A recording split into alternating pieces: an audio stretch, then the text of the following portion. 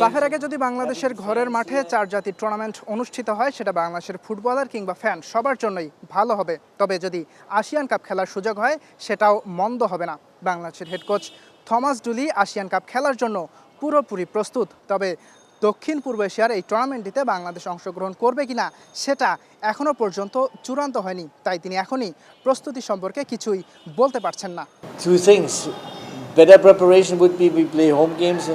দুটো বিষয়, যদি আমরা ঘরের মাঠে খেলতে পারতাম অনেক দর্শক হতো, আমাদের সমর্থন করত।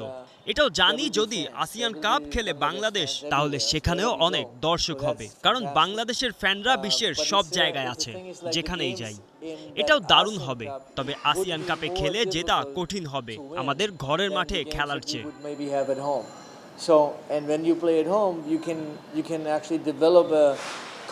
ঘরের মাঠে খেললে আমাদের ফুটবলারদের কনফিডেন্স বেড়ে যেত, যেটা বড় টুর্নামেন্টের জন্য প্রয়োজন।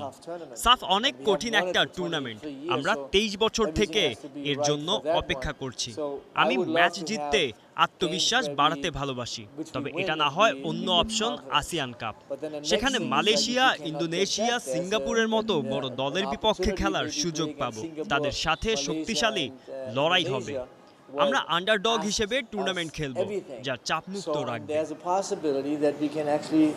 beat them, because otherwise, why do we play? So I have the confidence in the players. If the players are fit, if they are 100% fit, then we have an opportunity. ASEAN কাপে বাংলাদেশের খেলার আলোচনা চলছে, তবে এখনও নিশ্চিত নয়। আমজাদের টুর্নামেন্টটিতে অংশগ্রহণ নিশ্চিত হলে তবেই প্রস্তুতি নিয়ে ভাবতে চান থমাস।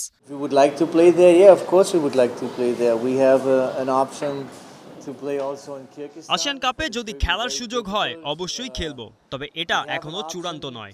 আমাদের হাতে কিরগিজস্তানে খেলার একটা প্রস্তাব আছে, তবে সেটা অনেক কঠিন হবে। আমাদের হাতে আসিয়ানে খেলার অপশন আছে, তবে সেটা এখনো নিশ্চিত নয়। তাই নিশ্চিত হবার আগেই যদি আমরা ইন্দোনেশিয়ার বিপক্ষে ম্যাচের জন্য প্রস্তুতি শুরু করি, পরে আবার কিরগিজস্তানের বিপক্ষে খেলতে হয়, তাহলে কেমন হয়ে যাবে।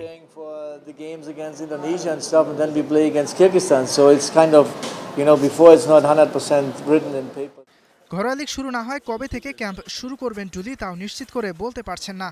লিগ দেরিতে শুরু হলে ভালো ফিটনেস নিয়ে জাতীয় দলে যোগ দেওয়া ফুটবলারদের জন্য কঠিন হবে বলেও মনে করছেন এই মার্কিন কোচ।